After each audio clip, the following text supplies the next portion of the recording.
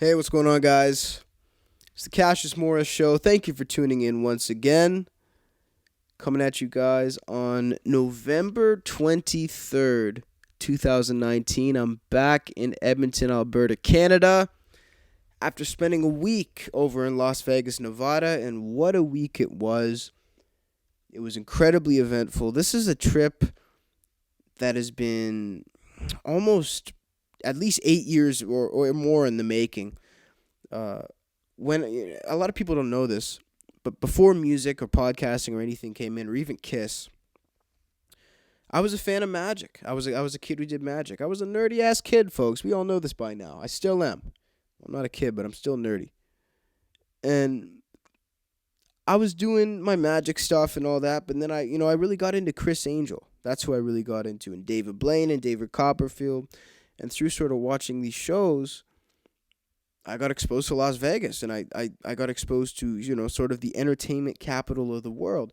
And that's something that's always stuck with me, and I'd always said my entire life, since I was like 5 or 6 even, I want to go to Las Vegas one day.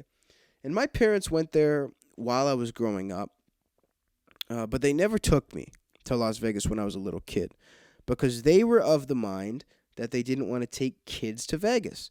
And obviously, at the time, I didn't understand that, and I'm going to get into this later. Now I do. I certainly understand it now. So, but they never did, and when I was 13, my dad promised me, I'm going to take you to Las Vegas on a trip. So fast forward 13 to 21, I turned 21, and they tell me, hey, in a few months you'll be 21, we're going to take you to Las Vegas. So it came full circle. Such a meaningful trip. It means the world to me, and the fact that it has a backstory and everything like that is, it's something really special.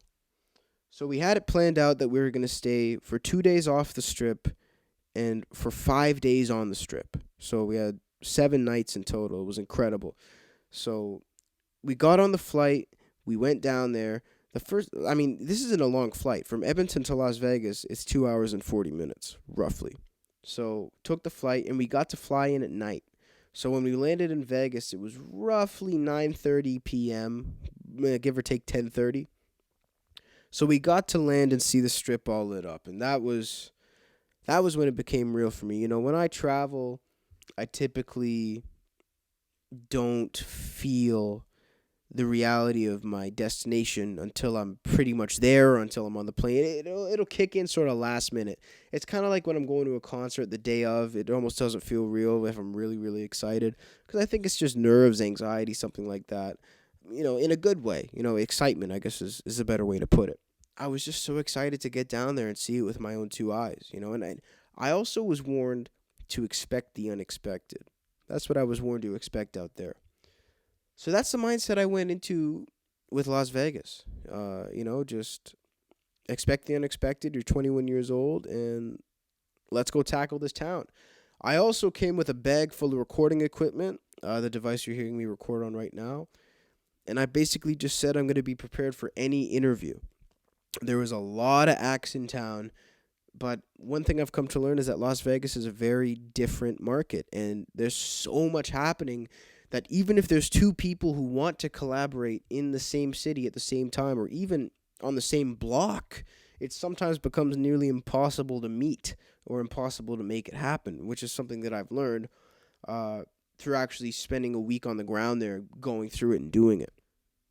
So we landed, and like I say, it was a short flight. And another thing that stunned me was just how close the actual Las Vegas Strip is to the airport. Anybody who's been to Vegas knows it's really, really close. When you get out there and you're going to get your ride, get your cab, you can see the Las Vegas Strip. It's right there.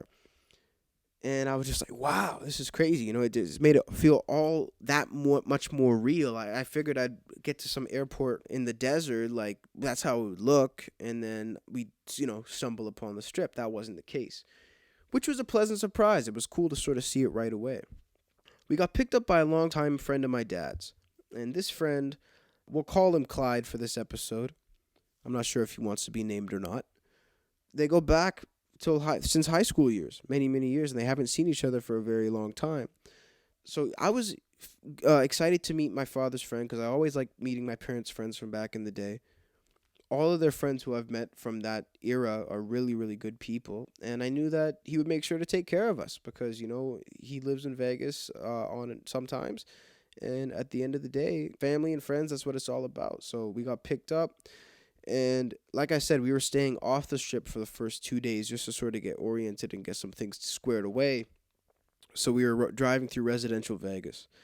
And it was sort of north, so a little rougher Vegas. But let me tell you, I was warned about sort of being in a hood area.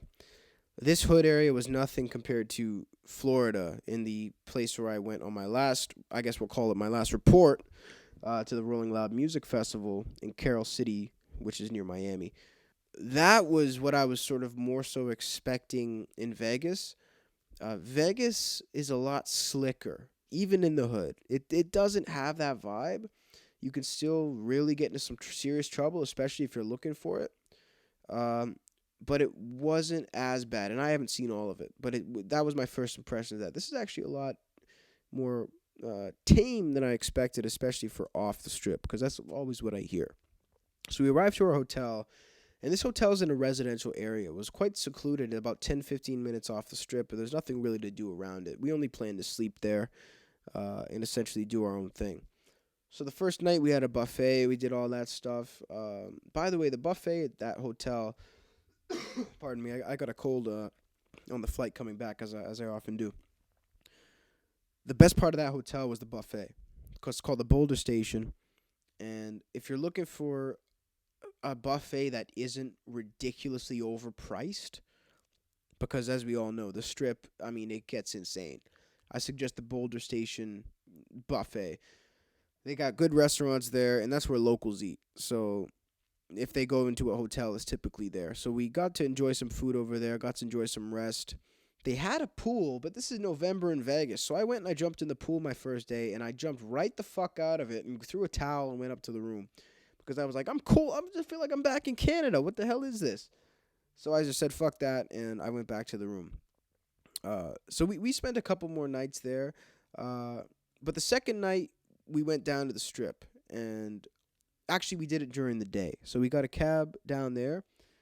And the first place that I got dropped off on the Las Vegas Strip was the Wynn. So we came from the north, like I said. So we went on the freeway around the Stratosphere. We passed the Trump Hotel, and then we sort of came towards, I can't remember what the other one is there, and then it's the Wynn. So we sort of looped around that way. And the Wynn was the first hotel lobby I went to in Las Vegas.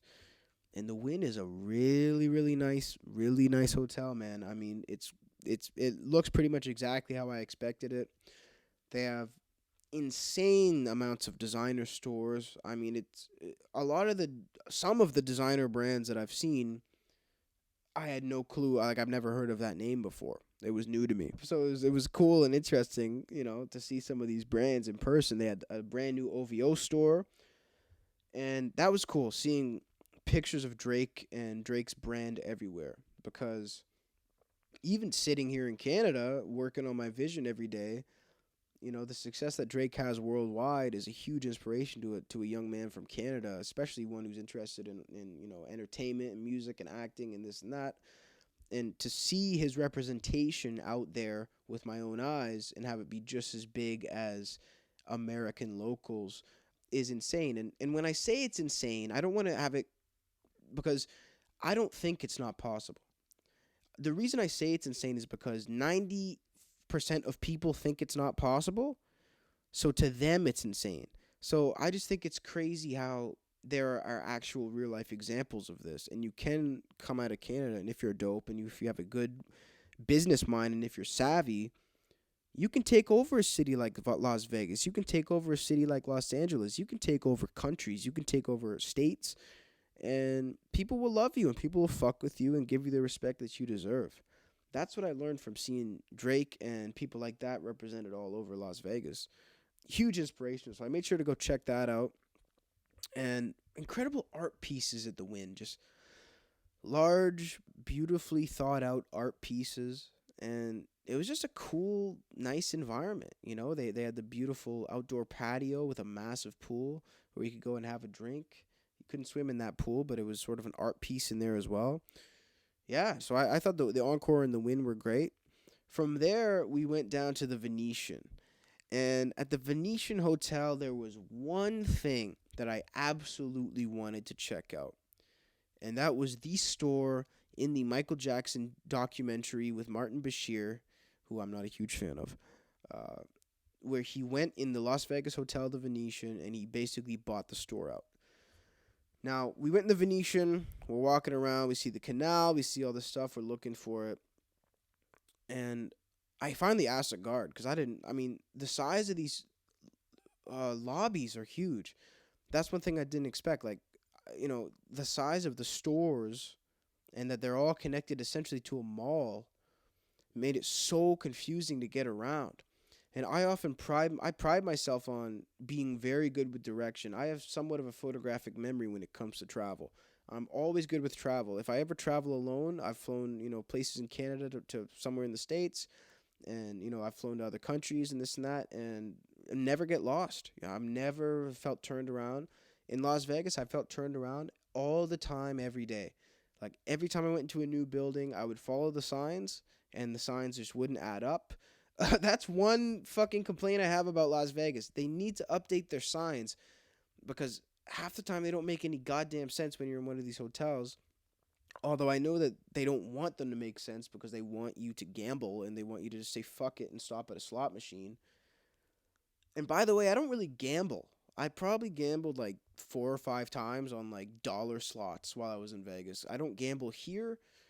I don't. That's another thing. I don't go to clubs. I don't really go to clubs at home. So why would I go to a club in Vegas? At the end of the day, what I think is different is the city. When it gets to like buying drinks at a bar and tipping a bartender, for me that's the same in every city. Unless you're in a insanely nice bar, like one that I'm looking for, and there are some that I like, but I don't make a habit of wasting money on slot machines and games and drinks and club cover at home. So essentially, Vegas was just that on steroids. And one thing I heard about the city was that if you don't gamble, you're going to get bored. It's not the case. I mean, I gamble a little bit. I like it. It's fun. Don't get me wrong. But I'm not a gambler, and I wasn't bored at all. Matter of fact, I think it's insane if you were able to really get bored in Vegas at a certain point. I think it's ridiculous. It's like Gary on the Howard Stern show. Now I know what the Howard was talking about. But anyway, about the store. So I got turned around, and I asked someone where the Michael Jackson store was. Well, I didn't. I said I'm looking for the expensive gallery. I didn't want to look like that much of a fan, even though I fucking am. And I found that it's called the Riches Gallery. And right in the window of the Riches Gallery was a video of Michael Jackson himself shopping in it in that documentary. So I was like, wow, that's insane. They're actually showing exactly what I was looking for, and they aren't going to make you have to find it. They're promoting the fact that Michael was in here. So at the door of that store, they had a showgirl holding glasses of champagne. I kindly grabbed one. She kindly ID'd me. I was like, hey, at least she's doing her job. You know what? Because here I'm in the USA, I'm even more of a fucking baby in their eyes. When they don't realize where I'm from, you're of legal age to drink, gamble, and go to strip clubs at the age of 18. So I've already experimented with everything since I was 18, 19, 20, and then 21. That's 4 years. So I'm not new to clubs. I'm not new to strip bar. Or, I don't, like I say, I don't go to them, but I've experienced everything at least once or twice in that regard when it comes to going out, gambling, whatever. So, I tried to carry myself as such. I wasn't trying to act like anything. I think I looked young, but I didn't look as inexperienced as the average young person, but they still had to ID me. So it was like an interesting thing.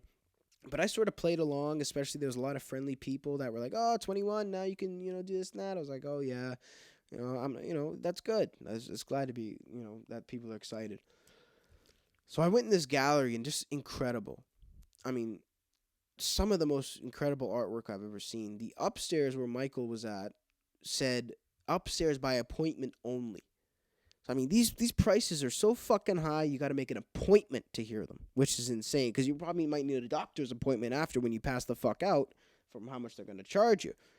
But so we went all through the gallery, and there's photos of Michael Jackson when he was actually in there, and there's photos of Chris Angel and Vince Neil from Motley Crue and all these legendary people.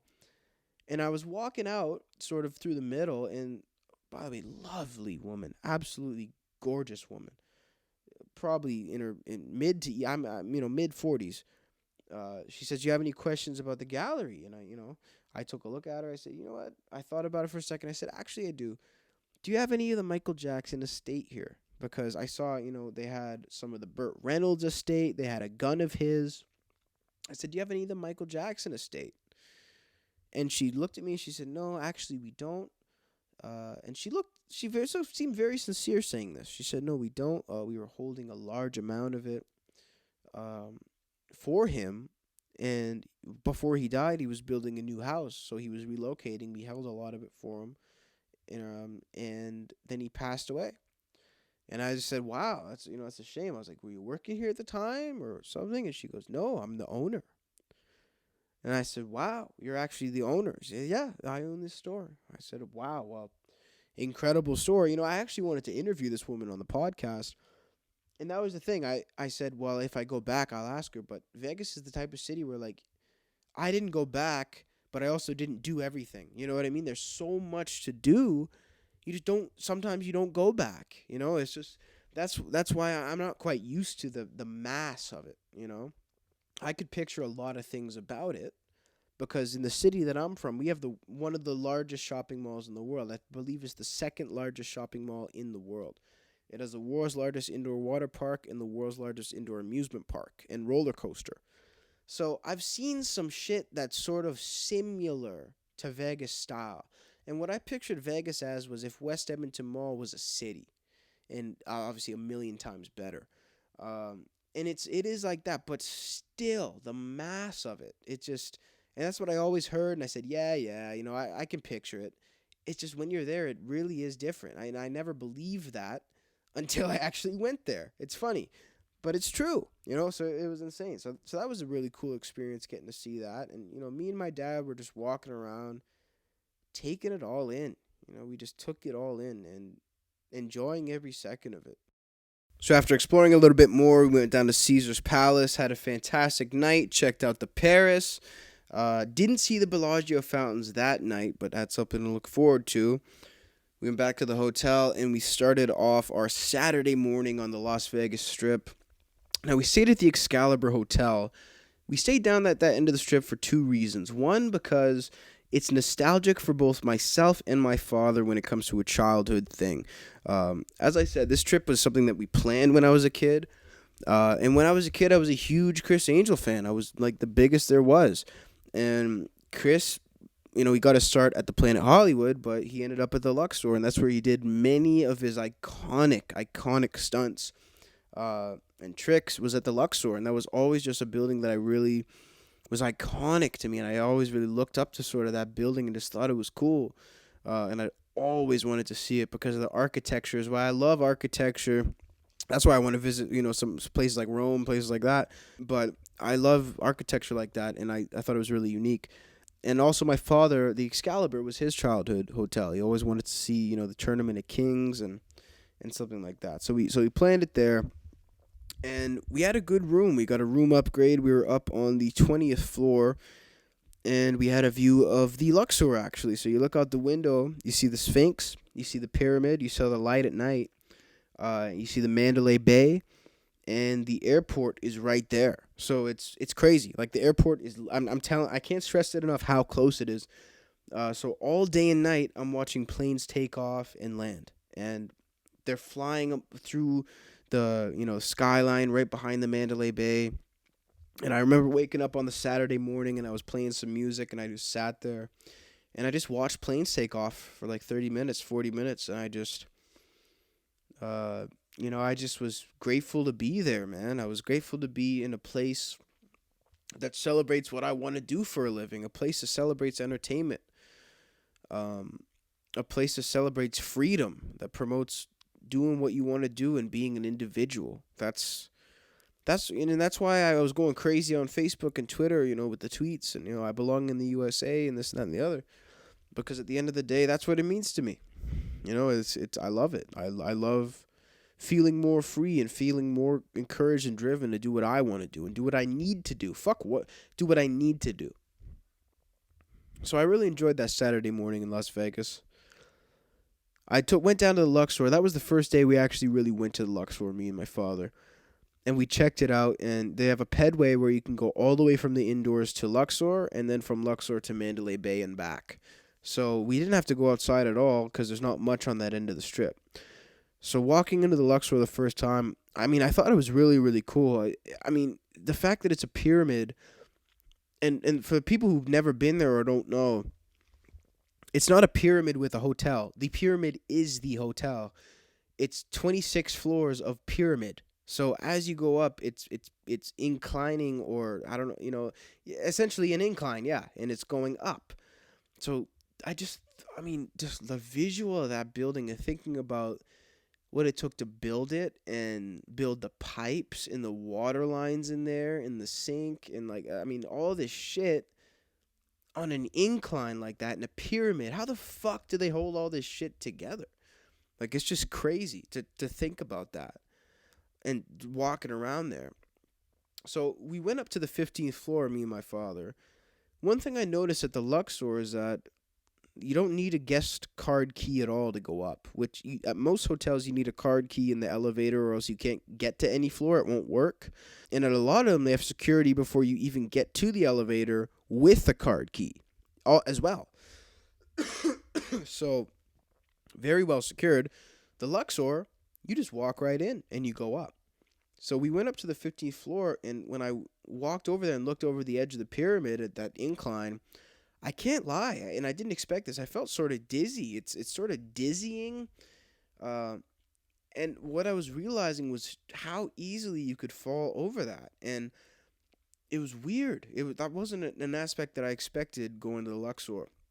But it goes 360 all the way around the pyramid, the halls, and it's completely wide open. So if you're up at the top floor and you fall, that's it.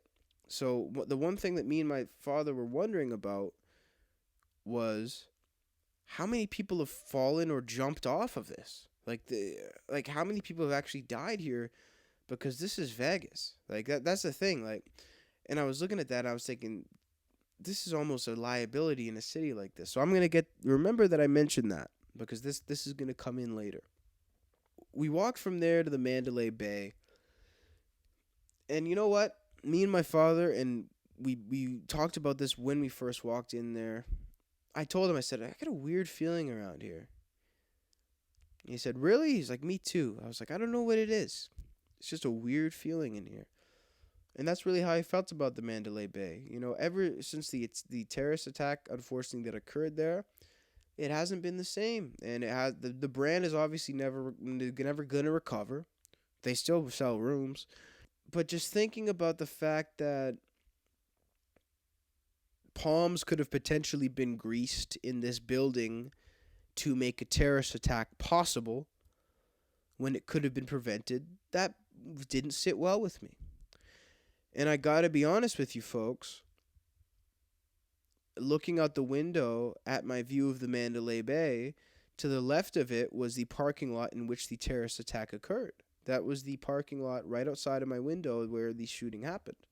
So I was looking at, essentially, from the other opposite side at the view that the shooter had when he was shooting. So that definitely, I gotta be honest, that made me uncomfortable. Whenever I would think of that, I would be upset. And rest in peace to any of those people, because one of those people actually passed away while we were in Vegas of their injuries 2 years later. So that also was weird. Like this combination of things was weird. So yeah, that was just something that I observed.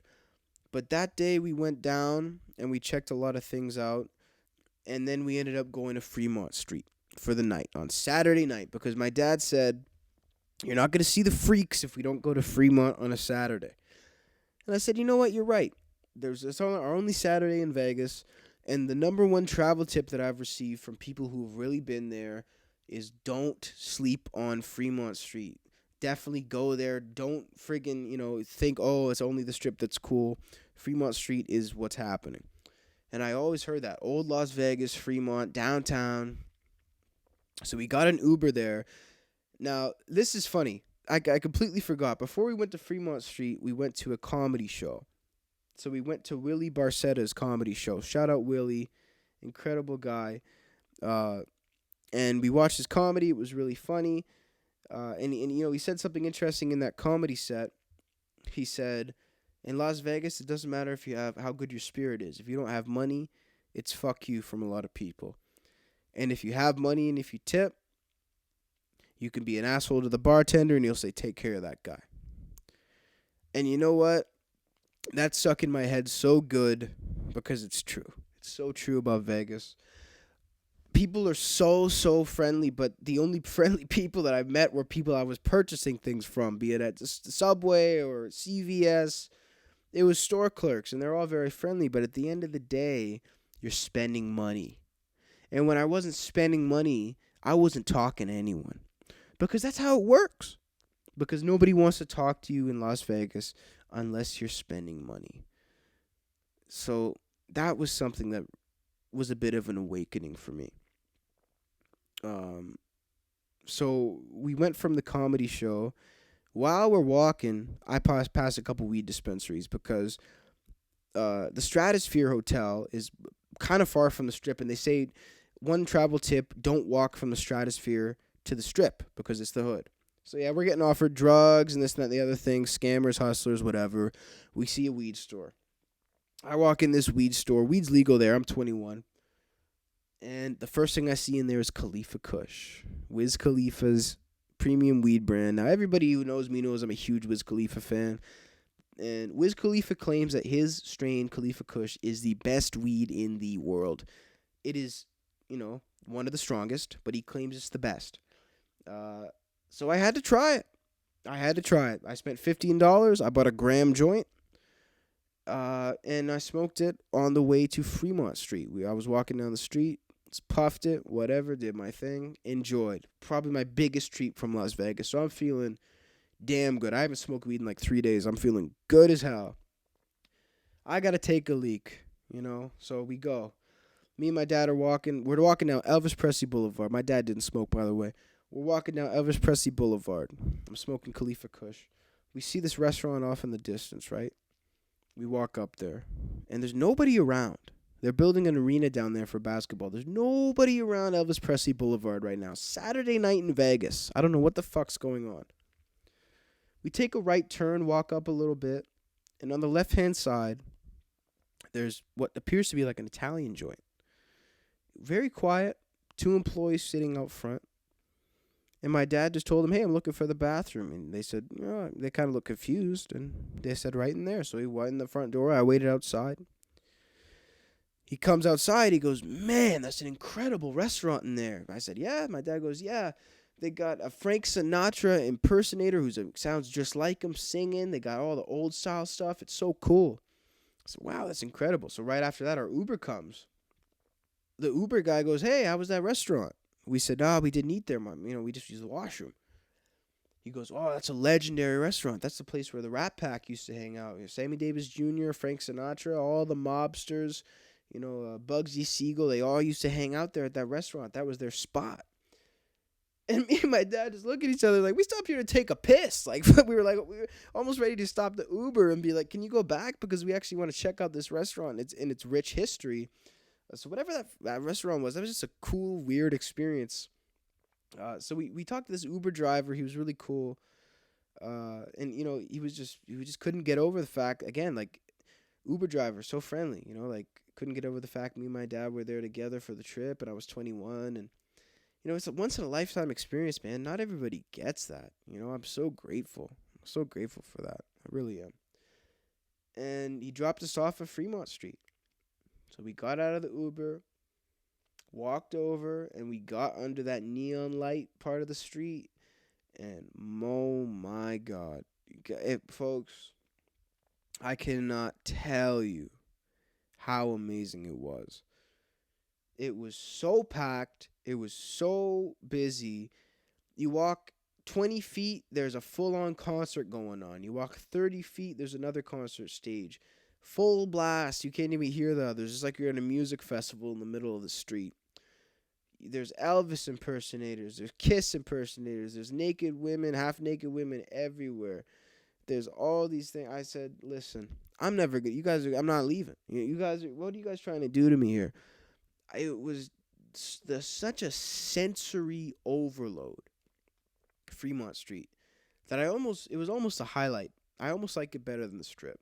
You go into a casino there, it's bigger than most of the ones on the Strip, and they're fucking packed. Tables, row to row to row, as far as the eye can see, almost looked like an ocean. It was just as far as the eye can see, people everywhere having a good time, partying, meeting up, gambling. And then you're walking down the street and you feel like you're in an attraction, and then you look and you see some real shit going on the side of the street. You see somebody fucking homeless because there's, all the homeless people on the Vegas Strip, if you don't know, they stay under the Strip quite literally in the flood tunnels, which is dangerous, but you barely see homeless people on the Las Vegas Strip because they recently just passed a law where it's actually illegal to be on the street there. I think in Nevada, period, to be homeless. But you'll see a homeless guy and, like some gangster shit going on, whatever, and you realize I'm downtown in a major American city right now. But it doesn't feel like it. It doesn't feel like you're in a city. It feels like you're in your own world. That's really, truly what I hear. I hear Vegas is its own universe. It is. It truly is. The street performers, especially there, were my favorite part. They had some of the big concert mega stages. Those were like tribute bands who were exceptionally good. But the street performers there with the violins and the dancing and all that stuff, we stood and watched some of them for 5-10 minutes. I mean, they were just fantastic. So great.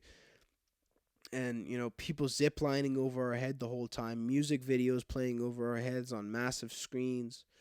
Everywhere you walk is the same soundtrack, but you can't see any speakers. They're all hidden in the bush. They're all hidden up somewhere. Yeah, it's like that's what I love about Vegas. There's a soundtrack to your life. You'll walk 6 blocks and you'll be hearing the same song, but you don't know where the fuck it's coming from. You're just hearing it somewhere in the air.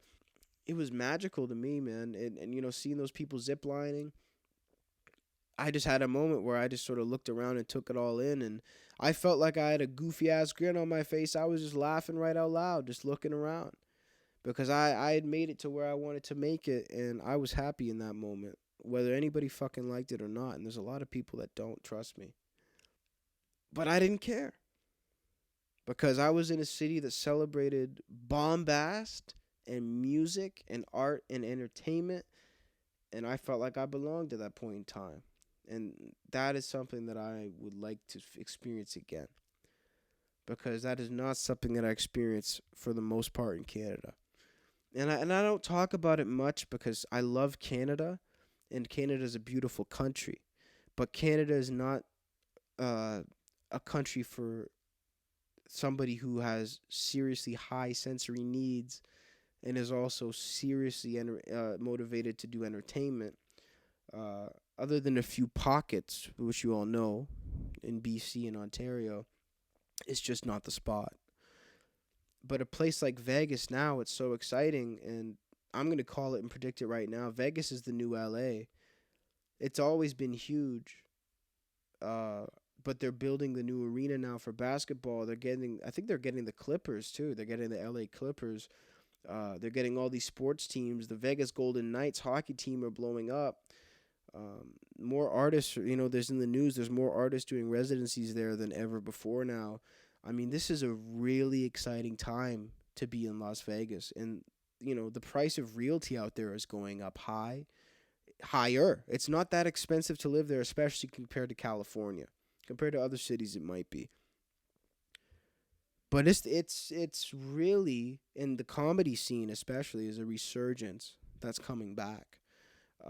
It's incredible, So Fremont Street, one of the top places I've been in my life. Incredible. I even walked up to the Oscar Steakhouse where Robert De Niro sat down with his fucking annoying ass wife in Casino. I think he got mad at her in that scene or whatever. But Oscar Steakhouse, yeah, legendary. I also went to the Fear and Loathing landmark too at the Flamingo. And, I love that movie with Johnny Depp. Like, I just love all those movies. It was so cool to think about that. Looking at the Tony Romas, I was like, God damn, De Niro walked right by this, So the next couple days, we really just took in the strip. The main things that I enjoyed were the Hard Rock Cafe. Now, I've actually never been to a Hard Rock Cafe, and I've always wanted to. I didn't even get to go to the hotel because the hotel is off the strip. And it's weird how some of these hotels are just far enough off the strip to where if you're not driving, I don't want to spend a $12 Uber to go to a hotel for 10 minutes. Uh, Maybe it would have been worth it next time, but that just wasn't what it was about for me that time.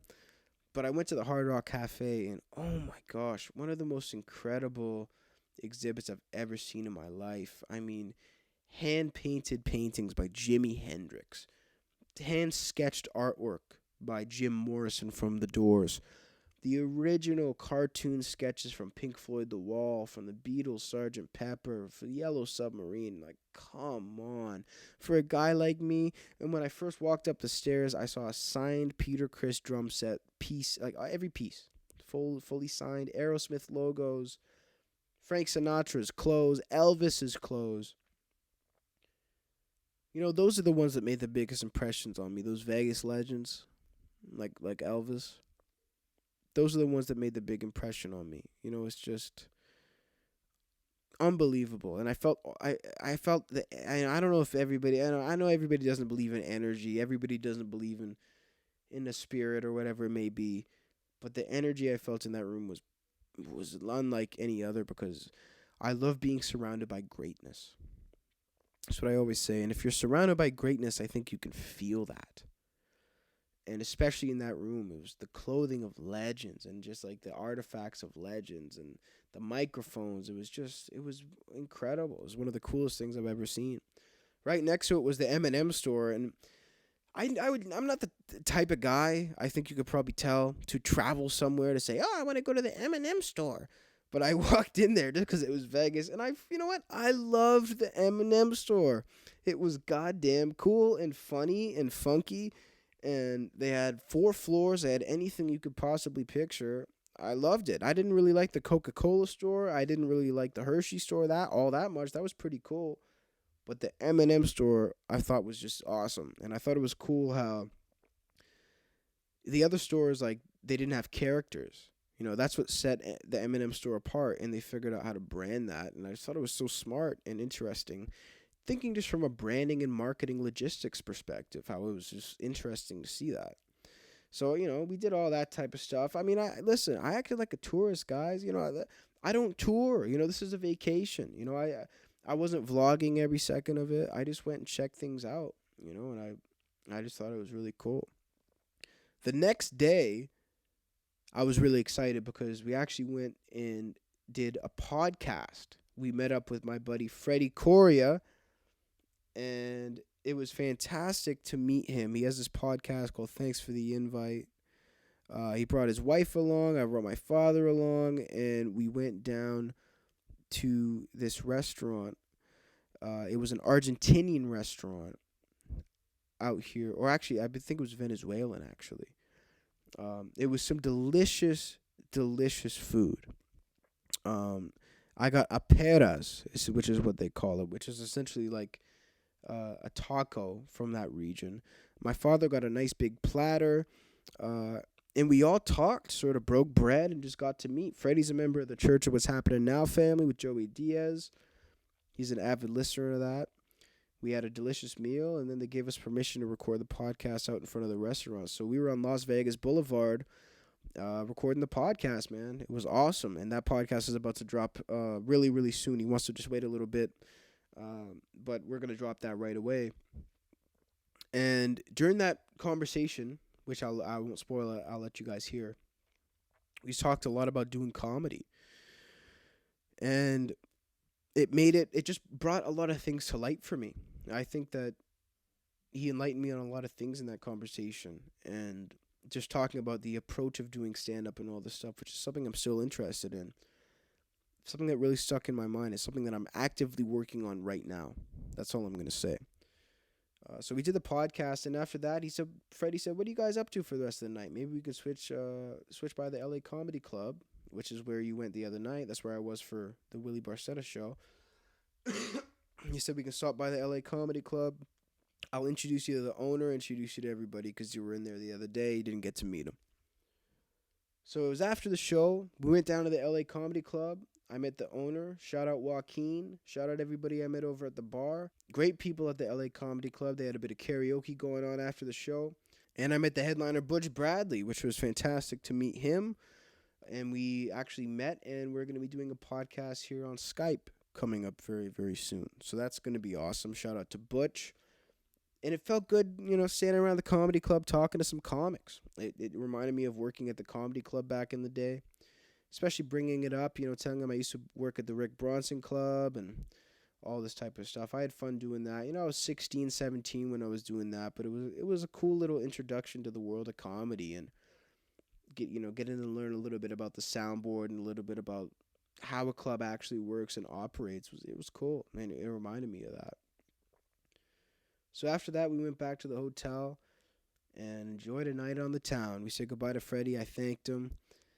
And me and my dad just went out and enjoyed. We ended up going to the MGM Grand. I'm a big Tupac fan. And I went down to the corner where Tupac was shot. I actually did it at first unintentionally. I was sitting in the back of this bus. It was like a van, actually. And I was just at this light for so long, and I just said, why is this light so long? And I looked up, and I just saw Koval. And I said, Koval Street? Why does that sound familiar? I looked to my left, I saw Flamingo. I said, I'm at Flamingo and Koval. That's where Tupac got shot. And I was in the left lane, which is where Tupac was. I was at the exact spot where Tupac lost his life. And that was a fucked up feeling. That was a weird feeling. I also went in there and I looked up where he last went in the MGM Grand. He went down to the fights. I retraced his last steps, Just out of respect. Out of respect. And you can feel that. I could feel that when I was in there. I could feel some energy that I've never felt before, and I doubt I'll ever feel elsewhere. Because I just believe in that. I believe in that. So that was something else. But, the craziest thing that happened, and this was next. I have to say this was probably the highlight of the whole trip. This in Fremont Street was the night helicopter ride over the Strip. That's what we did next. So we made sure to get picked up. They had a pickup service. They came and got us at the New York hotel. We had walked around, got a nice bite to eat before that already. And they drove us down to the Las Vegas airfield, which is separate from the airport. The airport is right at the Strip. The airfield's farther out, and it was a lot of traffic. It was at night to get there. It took us at least an hour to get there. We were so excited to finally get out there. And this helicopter company, they give you some nice sparkling champagne when you first get there. They give you a quick safety briefing, and they get you on the helicopter. So it was myself in the front with my father, and then other people in the back. So it was me, my father, and the pilot in the front of this helicopter. And he took us up. He took us up over the Las Vegas Strip. We had headphones on and microphones so we could communicate with one another. Talk about views. I was just thinking about the fact that it's one of the most beautiful views in the whole world. Really, it's one of the most sought-after views that exists. And here we are flying over it, doing loops around the stratosphere and all this crazy shit, chilling with the captain. And after we really went over the Strip and everybody took their pictures and videos and we were headed back to the airfield, it was so relaxing being up in that helicopter. I'd never ridden in a helicopter. It's such a smooth flight. It really is a smooth flight if you're in a nice helicopter. And I was just thinking about the future, thinking about the positivity and the love that I was feeling at that moment, thinking about how much I've overcome this past year, how difficult this past year has actually been for me personally, and how I didn't let it break me, like my voice just broke there. No, but really, it was a time of reflection, and it was just a lot of thoughts coming on this trip. This was a very meaningful trip. It was a time of, like I say, reflection and moving forward. That helicopter ride was great. We ended it. I think we went out for another dinner with my dad's friend, got to meet him. I met up with some other friends. We sort of did our own thing and just really enjoyed this trip. Some of it I actually can't remember too well, to be frank with you, because we got a little fucked up drinking, but but that's what it's about too. The best part, or one of the best parts of these, here's the two best parts in terms of shows and entertainment, because we got to take in a lot of shows and entertainment. The Bellagio fountains I got to see like 7 times, which I thought I'd see maybe once or twice. And what I liked about the Bellagio fountains was that it's never the same show. You see, at night when it's the busy times, it goes every 15 minutes. It's different every 15 minutes. I love that, because I think that would get old at a certain point, and I think they realize that. So impressive, just such a view. God damn. The other great thing that I saw on our last night in Las Vegas was the Beatles Love live show at the Mirage Hotel. Now, this is a really sought after show. This is a show that's been talked about a lot and basically rules that part of the Las Vegas Strip. And folks, let me tell you, it's for good reason. The Beatles Love show is one of the most impressive live experiences I've ever seen. I contacted Cirque du Soleil, who I had worked with here in Edmonton on the Crystal Ice show when they came over. Of course, that would be in Canada, right? And I said, listen, I'm going to Vegas. I want to collaborate again. Do you think I can maybe review a show of you guys's? And yeah, I could go check it out. And they said, absolutely. Go review the show. We'll get you in the press section for Beatles Love. So the first thing that I noticed, the Mirage, I think, is visually all around, in my opinion, the most impressive hotel in Las Vegas. The volcano show in the front of it is astounding. The gardens, the jungle, whatever they want to call it, that they have in front of it and inside the lobby are really remarkable. I mean, it's just insane. Behind the front desk is a massive aquarium full of live fish, all different types of fish and just sea life. There's waterfalls. I mean, visually, it's like you really are in a Mirage. I mean, obviously the idea is just stunning. And at the back of the Mirage is the Beatles Love Theater, and you can see it from far away.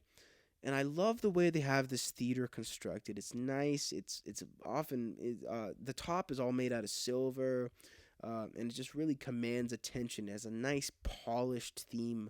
Some of the Vegas showrooms look a little bit old. This one looks beautiful, gorgeous, and modern.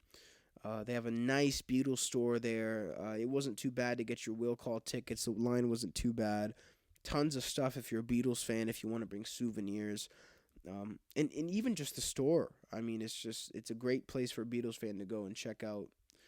In any case, I mean, the whole thing is cool. Also, the snacks and everything smelled incredible. But we went inside the theater, and the first thing I noticed was that there were sort of pillars, so to speak, and there were open parts to the stage where it looked even deep. Like if somebody jumped down there, they're in for a little bit of a fall. And I'm sure there was padding in there. But the show started right away when we sat down, and people were jumping out of these open parts of the stage. People were being propelled from the ceiling. Right off the bat, they warned us that people were going to be doing acting in the audience. And there was people running down our rows, people floating over our heads. I mean, the choreography in this show is just incredible. There were dance numbers, people driving cars, people in massive psychedelic costumes. It was just something else. I even noticed that there were some very little kids, I'm talking 5-year-old kids, who were in this show. And their acting was superb. I actually used to do theater when I was a little kid. I'm talking like 6 or 7. Actually, I think I did it till I was about 10, to be honest with you guys. So I know a little something about acting, and I want to act more soon. Not in theater. But when there's certain little things that an actor will notice, like if you're in a theater show and you're walking off the stage and you're just about to take a step backstage and you break character, that's not good. Stuff like that, it never happens, of course, in Beatles Love, because they're so top tier. Those people really are in character the whole time, and they're so dedicated to what they're doing. the other thing that I could really tell about this show, and I was thinking about it, was that playing at Cirque du Soleil in Las Vegas, if you're a Cirque performer, is the cream of the crop. Like, that is the top of where you can get in terms of success. And the people who have worked to get there have been weeded out of a massive group of people. They're massively, insanely talented, and they know exactly what they're doing, and this is their dream. So to see those smiles on those people's faces while they're performing, they were genuine. You could absolutely tell they were genuine. I also enjoyed that they didn't have a storyline, which was like, we have a Paul character, and this guy's going to play John Lennon, and this guy... No. They incorporated the Beatles, but it was through voiceover in sound. And you saw sort of shadow figures of the Beatles, or animated figures that didn't really show their facial features, but you knew which one everybody was, and you would hear them talking amongst themselves. And it was sort of like they were above the show and removed from the actual performance, and nobody was playing a Beatle, but the Beatles were sort of always involved and always around. And I thought that was really impressive and cool. At one point, they also had the actual shadows, so to speak. It's hard to explain because it's sort of hard to explain if you're not there. But the hologram shadows were interacting with real people, so they would send, so to speak, a gust of wind at a person, and the real-life person would fall. You know what I mean? It was like you're watching animated figures and real people interact on a stage as if it's a movie. Like Ted the movie or something like that. It was just, visually, it was a feat. It was so stunning and so beautiful, and there were moments where I gasped out loud. I mean, it was just incredible. And the athleticism of some of these people, too, doing these spins and doing these jumps and hanging from ropes without harnesses was incredible. And, I mean, they pulled out all the stops. The main thing I enjoyed about this show was that they covered all of the Beatles. They covered the fun, twist, and shout Beatles. They covered the political, civil rights Beatles. They covered the psychedelic Indian Beatles. They did for the benefit of Mr. Kite with the circus stuff. They did every aspect of the Beatles. And if you're a fan, I think there's nothing else that you can ask for. When it comes to a tribute to an artist, this is top tier to the level that it's the best that I've ever seen, because they put so much attention to detail. Not only did they do the greatest hits, they did deep cut songs such as Tomorrow Never Knows off Revolver, and they put a white cloth, so to speak, over the entire crowd. The entire crowd's under a veil of some sort, and we have psychedelic imagery going on and people walking around. I mean, I felt like I was on acid. You don't even need drugs. I was sober. You don't need drugs to go to this show, because the show in and of itself is just an incredible experience. So massive shout out to Cirque du Soleil, not only for allowing me to come and collaborate with them and review this show, but for putting such beautiful attention to detail into a tribute to the Beatles. I can only imagine Paul McCartney and Ringo Starr watching this show, because it's just so well done. And at the end, they showed the Beatles bowing throughout the years as they bowed. And, I was the first person in that arena to get up and give them a standing ovation, because it was a fantastic show. And I know that they had to do another show right after. They had 2 shows a night. Really a feat. In Cirque du Soleil, they always deliver. So if you guys are going to Las Vegas, I definitely recommend you guys go check out Cirque du Soleil. They're incredible at what they do, and they put on a great show. So one last thing I wanted to address real quick. If you've listened this far, you've probably seen that I posted on my social media that I had a part 2 of an interview coming out with Pretty Boy, who is the Las Vegas club promoter and artist manager. Now, I had this interview scheduled, and we were going to be doing it all week, and Pretty Boy said he got really busy. At the end of the day, he didn't show up to do the interview. I don't know what happened with that. If anybody is going to tweet me and ask me what happened with that, I don't know what happened. We were both on board. We had multiple phone calls talking about how we were going to do this and how we were going to have a really special part 2 interview. We both promoted it on our own social medias. I guess he just got cold feet. I mean, listen, it doesn't bother me. typically I would like the respect to be told no, and just to be told, hey man, I don't want to do it anymore, or I'm too busy to do it. Best of luck while you're in Vegas. But I didn't even get that. So you know what? That's okay. I get a lot of no's. I send out requests every day. So if you guys could imagine the amount of no's that I get a lot. Carrot Top was on vacation while I was in Vegas. Penn and Teller, there was an issue in communication. You know what? You get a lot of no's. I don't care. So at the end of the day, I'll always be able to take a no. And you know what? I wasn't given one, but cold feet happen. It doesn't bother me. But in terms of that interview, I really don't have an update for you guys, and I guess it's not going to happen, and that's okay. But in terms of the interview that I did do with Freddie Coria, it was incredible. I can't wait to release it. Uh, and Las Vegas, you know what? I really enjoy being in this city, and I want to go back to one thing too. I want to go back to one thing that I learned, because I'm not about to release a podcast saying that Las Vegas is all positive and there's nothing bad about it. I told you guys off the top, and if you're still listening, then you remember. I told you, hang on to this in your mind. I was talking about how I went to the Luxor Hotel, and even on the 15th floor, I was wondering how many people have fallen over this or something like that. Like what's up with this? Well, I looked it up, and there have been a tremendous amount of deaths at the Luxor Hotel. Not only from customers or patrons, but people who just come in there and jump off just to kill themselves. There's been murders in the hotel lobby. There have been many things. And myself and my father ate at the Luxor food court on the one day that we were in there. And that food court was put there because one day a woman was hanging over the edge with her dangling her feet, sitting on the balcony, and fell over the 26th floor and landed right in the entrance of the buffet. And then of course, the buffet was torn down and remodeled and put into a food court immediately. And that's the food court that myself and my father ate in.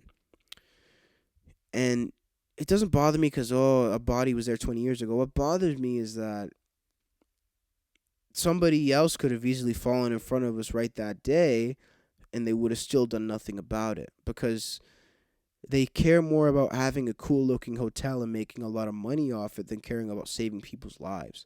There have been people who fell off there accidentally. There's been people who jumped off there on purpose. There's been people who work there who've fallen off it. And it still, to this day, remains sitting there wide open. I ended up going down there one night alone. I'd had some drinks. I went up to one of the floors, 4 a.m. No one was there, no security. I didn't need a room key to go in there. And I was tripping out bad, and I had to leave because I had a bad vibe, because I was thinking, if I just wanted to come up here and jump right now at 4 a.m. for whatever reason, I could. And that was one of those things, is that's when I learned, like, the streets, especially in a city like this, don't love you. Like, the people who really own this city, they don't love you. Like, you can find people in it that do. But a city like that, they aren't interested in you living a long, fruitful life. They're almost interested in shortening your life, because the amount of alcohol that's being fed, and the amount of cigarettes, and the amount of gambling, and the amount of this and that. So when I found that out, between that and the Mandalay Bay, it just sort of did something to me in a little bit of a weird way. And you know how I felt all that energy at the Hard Rock Cafe, all that incredible, great, positive showbiz energy, like from legends and greatness. I felt some real weird energy from that stuff too. Because at the end of the day, if I would have gone and fallen off of that night, they'd still be operating just as they are now. It is just an anomaly of a city. It's an incredible city, but it's a city that has some really dark undertones, and you got to be careful. You got to be careful. And I was careful, and that's why I was careful. Is because I learned that mistakes can really happen, especially in a city like this. But it's also a testament to show that if you keep your wits about you, you're okay. I walked around there at some questionable times alone. I mean, this isn't the middle of July. This is November. This is the middle of November. This isn't really tourist season. There's people walking around, man, and I didn't get bothered, but maybe it's up to chance. You really never know. But it was you know what, at the end of the day, I had an absolutely incredible experience in Las Vegas. Let me just say, my whole point with the Luxor thing is just put a clear mesh there. That's all you need to do. Just put a clear mesh so people can still see over the edge and they don't fall. You know what I mean? Would it take that much? That's all I'm saying. But other than that, see, that pisses me off. But other than that, I had a tremendous experience. And what I took away from it was conversations with my dad, bonding with my father, bonding over not only, our love for a city, but our love for one another, our love for our family, our love for pursuing success, pursuing greatness. Me and my dad, we were talking about the fact that I really want to make it in this business, and I do have plans that can work. They are going to work. And he's just said, I can't believe we're going to sit and we'll say we talked about it right here at the Tropicana, and we're going to see you on a sign one day. And he said, I'm going to cry. I'm going to come here. I'm going to cry when I see that. And, having a conversation like that with my dad is something I will never forget. And it's also something that makes it so that I really, really am motivated to make it happen. And I'm motivated to make him proud and make my mom proud and make my family proud.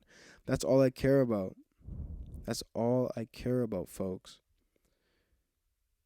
Is making you guys entertain, making you laugh and smile, and creating a better life for me and my family. That's all I want.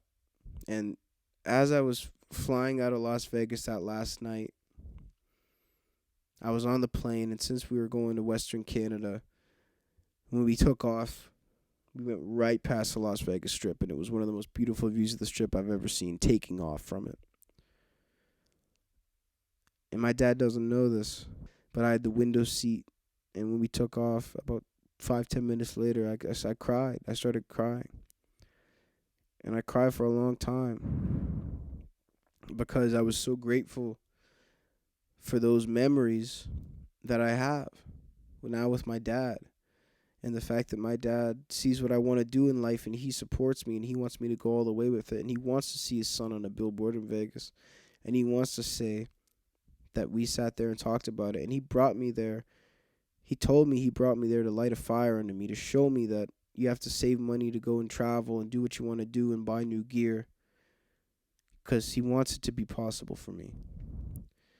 And I just thought about the fact that my family, I'm so blessed with that. Not everybody has that, and I know they don't.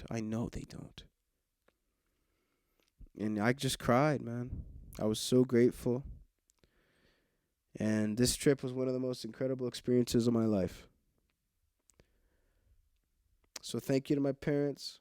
Thank you to my family. Thank you to everybody I met out there in Las Vegas. Thank you to Freddie Coria. Thank you to the LA Comedy Club, Cirque du Soleil. Until next time, this is Cassius Morris saying, rock on.